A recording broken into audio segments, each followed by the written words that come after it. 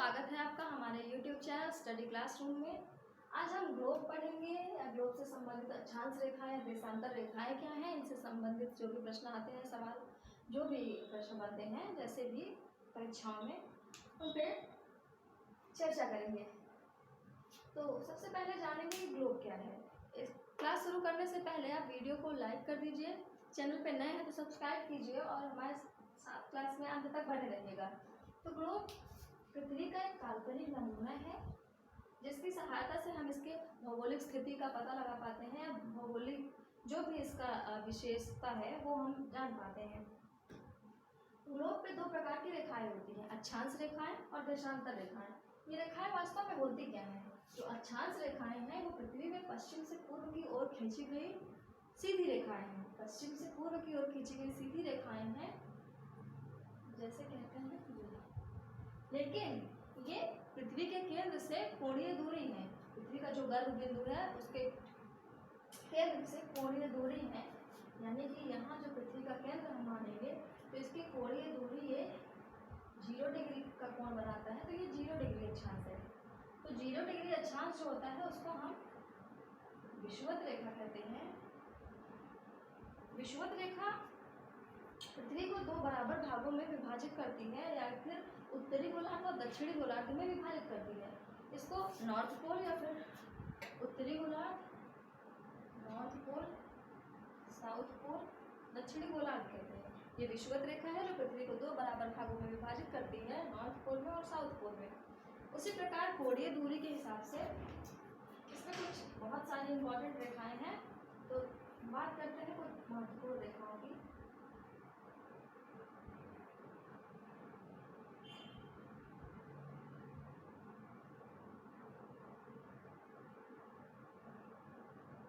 ये है 23.5 डिग्री दक्षिणी अक्षांश, क्योंकि ये साउथ पोल है।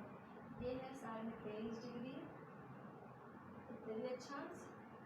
ये है 66.5 डिग्री उत्तरी अक्षांश और ये है 66.5 डिग्री दक्षिणी अक्षांश। तो ये ऐसा क्यों है कि हमने केवल इन्हीं को दिखाया, बाकी बहुत सारी हैं। है तो इस प्रकार की ये 90 डिग्री है, क्योंकि ये पृथ्वी के केंद्र से 90 डिग्री का कोण बना रही है। ये पृथ्वी के केंद्र से 90 डिग्री का कोण बना रही है। जैसा ऊपर है वैसा ही नीचे है, क्योंकि ये समरूपी है। ये पृथ्वी को दो बराबर भागों में विभाजित कर रहे हैं। तो ये जो अक्षांश रेखाएं हैं हमने इतना ही क्यों लिखा, क्योंकि जबकि ये 0 डिग्री है, 90 डिग्री तक ऊपर है और 90 डिग्री तक इसी प्रकार नीचे है। तो इनको इसलिए लिखा क्योंकि ये 23.5 डिग्री उत्तरी अक्षांश को हम कर्क रेखा कहते हैं, जबकि 23.5 डिग्री दक्षिणी अक्षांश को हम मकर रेखा कहते हैं। 23.5 डिग्री उत्तरी अक्षांश को कर्क रेखा, 23.5 डिग्री दक्षिणी अक्षांश को मकर रेखा कहते हैं। 66.5 डिग्री उत्तरी अक्षांश को आर्कटिक वृत्त कहते हैं। आर्कटिक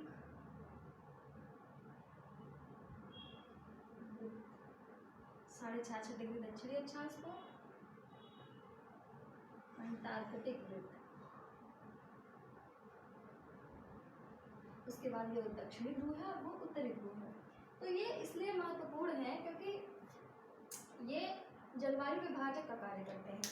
अर्थात 23.5 डिग्री उत्तरी अक्षांश कर्क रेखा से 23.5 डिग्री दक्षिणी अक्षांश मकर रेखा तक जो सूर्य की किरणें हैं वो वर्ष पर सीधी रेखाओं में पड़ती हैं। ऐसा एक समय आता है कि कर्क रेखा सूर्य का, आपने सुना होगा कि दक्षिणायन होता है या सूर्य का उत्तरायण होता है। ऐसा होता नहीं है। ऐसा इसलिए नहीं होता है क्योंकि सूर्य चक्कर नहीं लगाता, चक्कर तो पृथ्वी लगाती है।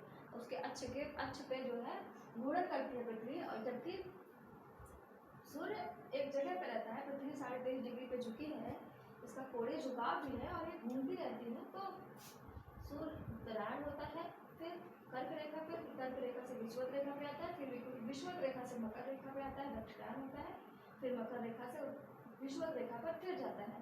तो ऐसे क्या होता है कि साल भर ये प्रक्रिया चलती रहती है, मौसम में बदलाव होते हैं, जलवायु का परिवर्तन होता है। और ये पूरी प्रक्रिया में क्या होता है कि ऐसा एक टाइम आता है कि सूर्य की रेखा जो है वो पृथ्वी पे किसी भी जगह पे सीधी रेखा में पड़ती है, उनकी लंबवत किरणें पड़ती हैं। तो ऐसे में होता क्या है कि जो ये स्थिति है, ये भूमध्य रेखा है, 0 डिग्री है, यहाँ बहुत अधिक गर्मी होती होती है, क्योंकि इस इतने क्षेत्र में इनके अपेक्षा बहुत ज़्यादा गर्मी होती है। सूर्य का प्रकाश तो हालांकि पूरे पृथ्वी पर पड़ता है, क्योंकि ये ऊर्जा का मुख्य सोर्स है, तो पूरे सूर्य का प्रकाश जो है पूरे पृथ्वी पर रहता है। लेकिन जो सूर्य की किरणें मुख्यतः लंबवत पड़ती हैं, वो केवल 23.5 डिग्री उत्तरी अक्षांश से 23.5 डिग्री दक्षिणी अक्षांश तक ही पड़ती हैं। भारत जो है वो उत्तर पूर्वी गोलार्ध का हिस्सा है। भारत जो है वो उत्तर पूर्वी गोलार्ध का हिस्सा है, इसलिए कह सकते हैं कि सूर्य का जब उत्तरायण होता है लगभग कब जून या जुलाई के महीने में, मार्च से लेके सूर्य का जब उत्तरायण होता है तो भारत में बहुत अधिक गर्मी होती है, लेकिन यहाँ नीचे ऑस्ट्रेलिया में बहुत ठंडी होती है। जबकि जब सूर्य का दक्षिणायन होता है लगभग दिसंबर जनवरी में, तो ऑस्ट्रेलिया में बहुत ज़्यादा भीषण गर्मी पड़ती है, लेकिन भारत में ठंडी पड़ती है। तो इसलिए ये जलवायु विभाजक का कार्य करता है, इसलिए ये अक्षांश रेखाएं जो है वो काफ़ी महत्वपूर्ण है। अक्षांश रेखाएं महत्वपूर्ण तो है, इसलिए हम बात करेंगे कि क्या ये 0 डिग्री अगर हो गया, ये 1 डिग्री होगा, ये 2 डिग्री होगा, ऐसे बहुत सारे धीरे धीरे 90 डिग्री होंगे। तो इनके बीच की दूरी क्या है? जो एक अक्षांश 0 डिग्री अक्षांश से एक अक्षांश के बीच की जो दूरी है, वो इनके बीच की दूरी जो है वो 111 किलोमीटर की है। जो बीच की दूरी है 111 किलोमीटर की है। और ऊपर नीचे से ऊपर जाने पे ठंड होती है, यानी कि तापमान में कमी आती है। इधर नीचे आने पे तापमान में कमी आती है, यानी कि जैसे जैसे अक्षांश रेखाओं की बढ़ती अक्षांश रेखाएं बढ़ते जाते हैं, तापमान में गिरावट आती है। जो अक्षांश रेखाएं हैं, चाहे कोई सी भी अक्षांश रेखा हो, उनके बीच की दूरी हर जगह 111 किलोमीटर ही पाई जाएगी। जैसे कि आप 0 डिग्री अक्षांश रेखा पे हैं और आपके दोस्त जो हैं वो 1 डिग्री अक्षांश रेखा पे हैं। मान लीजिए कि आप 0 डिग्री अक्षांश रेखा यानी कि विषुवत रेखा पे हैं, जबकि आपके दोस्त जो हैं वो 1 डिग्री अक्षांश रेखा पे अगर हैं, चाहे दक्षिण की ओर, चाहे उत्तरी गोलार्ध में या दक्षिणी गोलार्ध में, तो आपको उनके पास तक जाने में 111 किलोमीटर की दूरी तय करनी पड़ेगी। सेम इसी प्रकार क्या है, ये अक्षांश रेखाएं थी। अब ये हम बात करते हैं देशांतर रेखाएं। देशांतर रेखाएं क्या होती हैं कि उत्तरी ध्रुव से दक्षिणी ध्रुव को मिलाने वाली काल्पनिक रेखाएं होती हैं। उत्तरी ध्रुव से दक्षिणी ध्रुव तक मिलने वाली या काल्पनिक रेखाएं हैं, जो कि तिथि या फिर समय या फिर तिथि के निर्धारण में उपयोगी हैं। अक्षांश रेखाएं जो है वो जलवायु विभाजक का कार्य करती है, या फिर सूर्य के ऊष्मा का क्या महत्व है, या फिर जलवायु कहाँ की कैसी है, इसके लिए अक्षांश रेखाओं का प्रयोग किया जाता है। जबकि देशांतर रेखाएं जो है वो समय की या फिर तिथि के निर्धारण के लिए उपयोग किया जाता है। एक देशांतर रेखा है, जबकि एक अक्षांश रेखा न होकर के वृत्त है।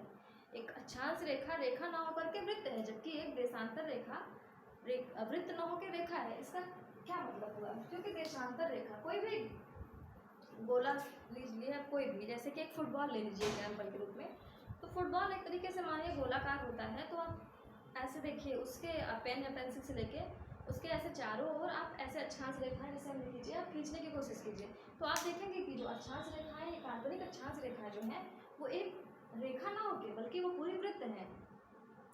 और आपको ये भी पता है कि किसी भी गोलाकार पिंड या फिर कोई भी गोलाकार वस्तु हो, वो उसके कोण जो होते हैं उसके जो है 360 डिग्री का कोण बनता है वो।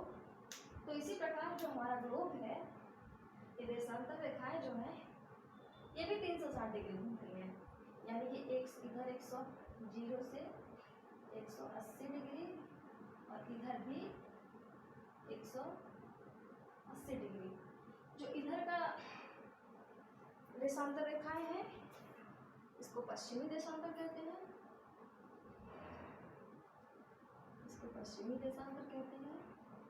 जबकि इधर वाले भाग को पूर्वी देशांतर। इधर 180 है क्या? तो देशांतर रेखा इसलिए है क्योंकि जो ये 180 डिग्री ये जो देशांतर रेखा है ये पूर्वी देशांतर रेखा है, जबकि इस तरफ जो लाइन है 180 डिग्री जो देशांतर है ये पश्चिमी देशांतर रेखा है, यानी ये अलग है और ये अलग है। लेकिन अक्षांश रेखाओं में ऐसा नहीं था, क्योंकि अक्षांश रेखाएं जो है ये एक अक्षांश रेखा जो 0 डिग्री है, जो विषुवत रेखा है वो पूरी एक ही है, यानी कि जो ग्लोब है वो ग्लोब के जो चारों तरफ की रेखा है वो एक ही है। जबकि देशांतर रेखा ये वाली इधर वाली अलग है और ये वाली इधर है। एक देशांतर रेखा के बीच की दूरी, देशांतर रेखा के बीच की दूरी लगभग जो है समान नहीं होती है, क्योंकि पृथ्वी ध्रुवों पे चपटी है, तो यहाँ पे जो इनके बीच की दूरी है वो कम होती जाती है, यानी कि जैसे जैसे ध्रुवों की ओर बढ़ते हैं देशांतर रेखाओं के बीच की दूरी जो है वो कम हो जाती है। तो ध्रुवों पे तो सबसे कम, यानी कि देशांतर रेखाओं के बीच की दूरी जो है, देशांतर रेखाओं के बीच की दूरी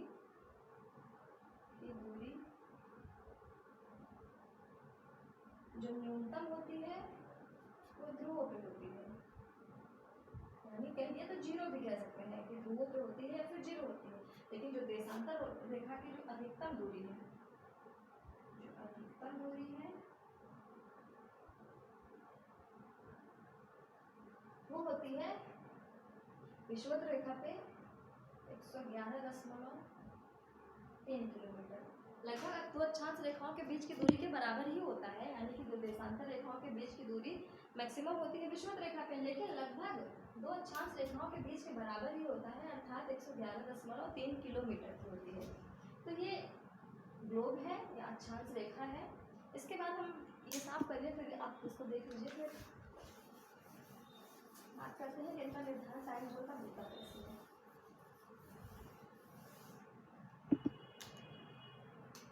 विषुवत रेखा है, विषुवत रेखा को भूमध्य रेखा भी कहते हैं, इसको इंग्लिश में इक्वेटर कहते हैं। भूमध्य रेखा है तो भूमध्य रेखा के अब जैसे कि हमने बताया कि क्या कि कोई भी गोलाकार पिंड हो, कोई भी गोलाकार पिंड हो, तो उसमें क्या होता है कि 360 डिग्री का कोण बनता है। तो 360 डिग्री का कोण अगर बनता है, मान लीजिए 360 डिग्री का कोण बनता है, पृथ्वी अपना एक चक्कर पूरा करती है 24 घंटे में, मतलब कि 12 दूना 24, 12 तीन 36, यानी कि एक जोहार में पृथ्वी 15 डिग्री आगे या पीछे चलने पर, यानी एक 0 देशांतर से 15 डिग्री देशांतर पूर्व या पश्चिम कहीं भी जाने पर 1 घंटे का समय लगता है, यानी जो उनके बीच का समय अंतराल है वो 1 घंटे का समय अंतराल है। इसी प्रकार माने ये 15 डिग्री है और ये 60 मिनट है, तो 15 चौको 60 होता है, तो यानी कि 1 डिग्री बराबर 4 मिनट, यानी कि एक देशांतर दो देशांतरों के बीच की जो समय अंतराल है, यानी कि किसी भी देशांतर रेखा में एक देशांतर रेखा से दूसरे देशांतर रेखा पर जाने में जो समय अंतराल है वो 4 मिनट का समय लगता है। यानी कि कह सकते हैं हम कि ये 4 मिनट का समय लग रहा है, क्यों लग रहा है तो हम आपको समझा चुके हैं। आगे देखते हैं कि जो हम इसलिए क्या है कि विश्व में जो 24 टाइम जोन में विभाजित किया गया है, विश्व को 24 टाइम जोन में विभाजित किया गया है। तो सबसे पहले क्या देखते हैं, मान लेते हैं यहाँ पे 0 डिग्री अक्षांश है, 0 डिग्री देशांतर है, सॉरी, तो ये 0 डिग्री जो देशांतर है उसको प्रधान समय रेखा कहते हैं या प्रमुख या अंतर रेखा कहते हैं। क्यों? क्योंकि एक 1884 में एक बैठक हुई वॉशिंगटन डीसी में, और लोगों ने फिर वहाँ पे जो भी बैठक में ये तय किया कि जो एक 0 डिग्री देशांतर रेखा है उसको प्रधान समय रेखा या फिर प्रमुख या अंतर रेखा मानेंगे, जबकि जो 180 डिग्री देशांतर रेखा है उसको प्रधान तिथि रेखा के रूप में निर्धारित किया गया है। 0 डिग्री को प्रधान समय रेखा के रूप में निर्धारित किया गया, जबकि 180 डिग्री को प्रधान तिथि रेखा के रूप में निर्धारित किया गया। चूंकि जो लंदन का ग्रीनविच टाइम जोन है थोड़ा सा इधर उधर हो सकता है, इसको 0 डिग्री देशांतर माना गया। तो 0 डिग्री, जबकि भारत का जो भौगोलिक विस्तार है वो 68 डिग्री 7 मिनट से 97 डिग्री 25 मिनट तक का है, यानी कि जो ये पूर्वी देशांतर में है, क्योंकि भारत जो है वो उत्तर और पूर्वी गोलार्ध का हिस्सा है, तो ये पूर्वी देशांतर में ही आता है मुख्यतः। तो ये 68 डिग्री 7 मिनट से 97 डिग्री 25 मिनट का जो इसका भौगोलिक विस्तार है, इसमें जो भारत की मुख्य भूमि में आता है, यानी कि जो लगभग मध्य में आता है, वो 82.5 डिग्री भारत का जो मानक समय है या भारत का जो प्रमुख टाइम जोन है, भारत का मानक समय रेखा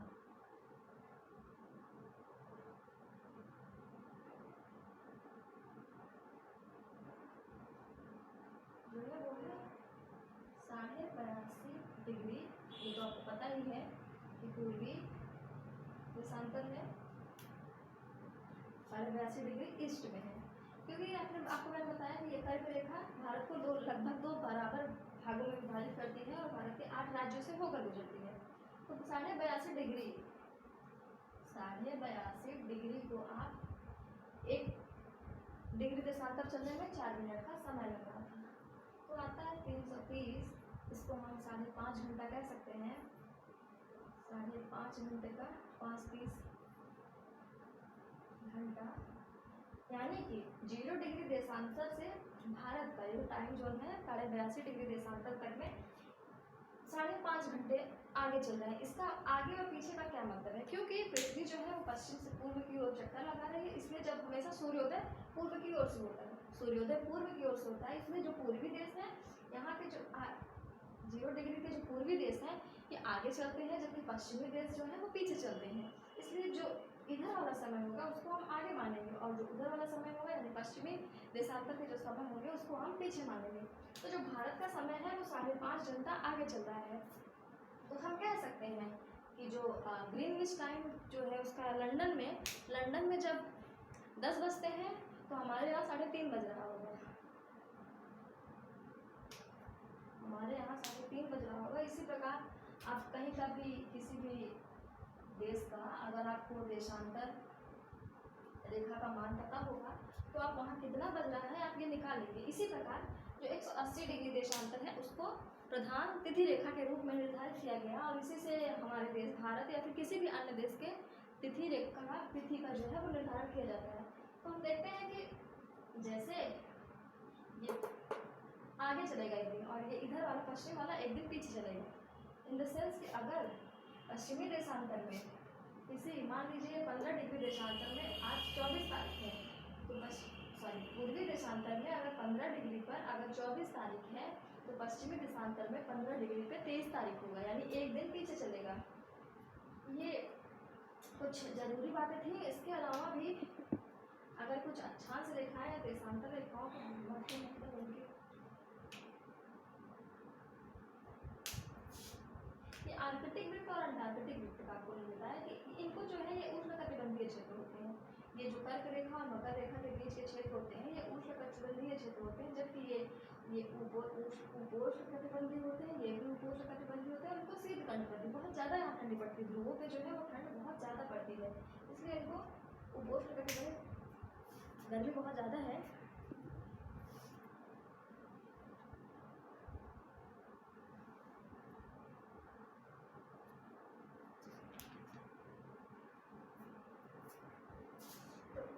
जो देशांतर रेखाएं हैं ये हमने पढ़ लिया, जो अक्षांश रेखाएं हमने पढ़ लिया।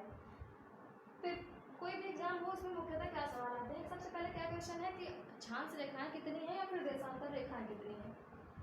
जल्दबाजी में लोग आंसर दे देते हैं कि जो अक्षांश रेखाएं हैं वो 90 नीचे है 90 ऊपर है यानी 180, लेकिन ऐसा नहीं है। 90 नीचे है 90 ऊपर है, जबकि 0 डिग्री अक्षांश भी है, यानी कुल 181 जो है वो अक्षांश रेखाएं हैं। अक्षांश रेखाओं की संख्या 181 है, जबकि देशांतर रेखाओं की संख्या ये 0 कॉमन है। इधर तो क्या करेंगे कि ये 360 डिग्री भी है, तो 360 नहीं होगा, 360 रेखाएं हैं, 360 है इनकी देशांतर की। ये हमने बता दिया। इनके बीच की दूरी जो है अक्षांश रेखाओं के एक अक्षांश रेखा से दूसरे अक्षांश रेखा के बीच की दूरी जो है वो 111 किलोमीटर है।